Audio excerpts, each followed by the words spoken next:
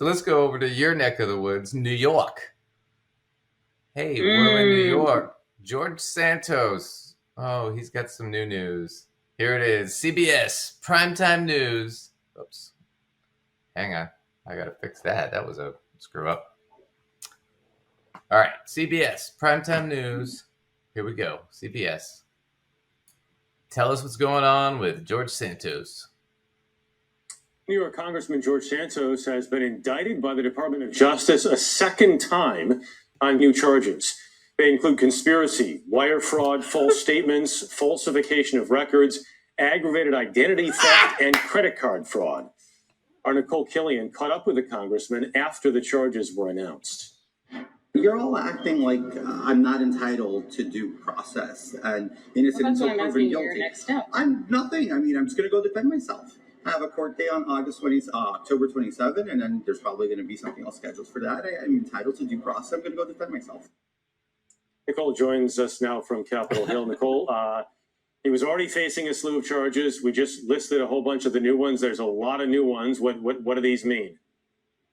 Well, it certainly means more legal trouble for George Santos. And as you heard him mention there, he will have to appear in court later this month. But, one thing I also asked him is whether or not he believes that these additional charges came in light of his former treasurer, Nancy Marks, who recently reached a plea deal. And he does feel that this may be why he is looking at additional charges. Now, he continued to deny some of these charges, new charges against him, including, using the identities of family members and some of his donors to inflate his campaign finance reports. But also worth mentioning that not only is he under federal investigation, but also there's an ethics investigation that's still ongoing here on Capitol Hill.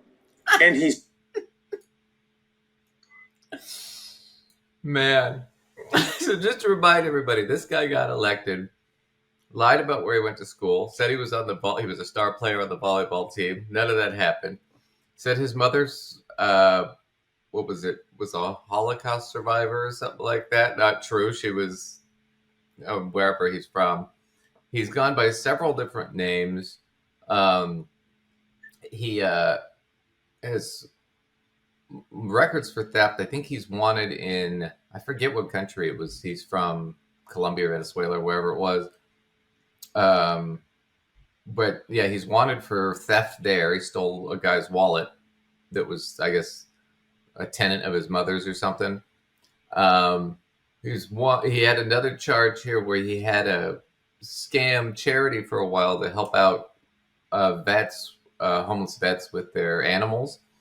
And one of the guys, the dog was really sick, needed a surgery or had cancer or something like that. George Santos raised $5,000 to get the surgery. The guy goes to get the surgery, and George Santos never shows up. He pockets the cash and takes it. Just a shit ton of stuff. And then now, part of what this is about is people that donated him money. He took their credit card numbers and used them. All right, people defrauding vets, low. Defrauding the people pets. Defrauding animals, low. People defrauding vets with animals with cancer. Are you actually serious right now? Yeah, I mean, it's almost like you're challenging yourself. How much of a scumbag can I be? He's like, all right, so defrauding vets and pets. Throwing a little cancer into the mix. Is there anything else we can do? I don't know. I mean, short of sexually assaulting a child, I don't know how much lower he can go here. I mean, it's just amazing. There's so many charges. But yeah, so he's going to court. So he might actually get sentenced to do time as a sitting representative of the House. It's amazing to me. So I guess the question is like, can you put your votes in from a jail cell? Like, is that a thing? I don't know. Or does he get removed or what? Yeah, I don't know what the situation with that would be.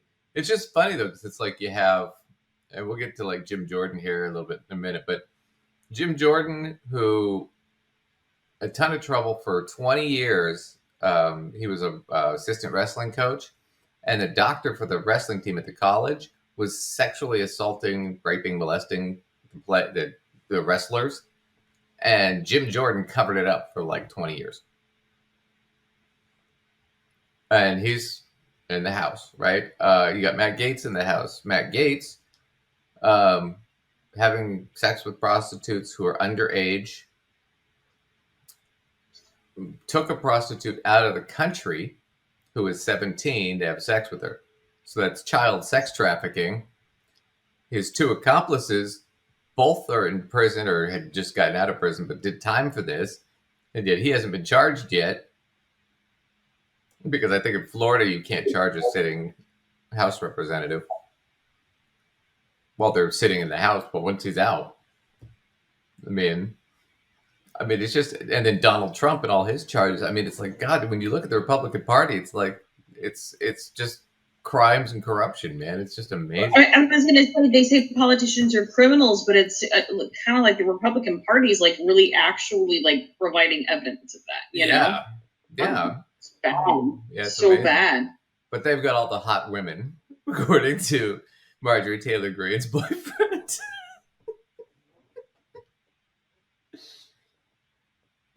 Listen, there is somebody for everybody, and I am so glad she's found her somebody. But you know what? I'm just going to leave it right there. Oh man, yeah.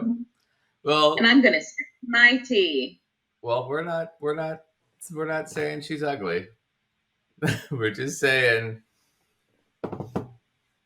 that's what we're saying. We're saying we have a subcommittee meeting after this, so we can't clarify what we're saying. We can't get into the details because we have a subcommittee meeting. I can't right now. I'll go do it later. I got to get to the next news story. Yeah, that's why I can't right now. I can't talk about that. So anyway.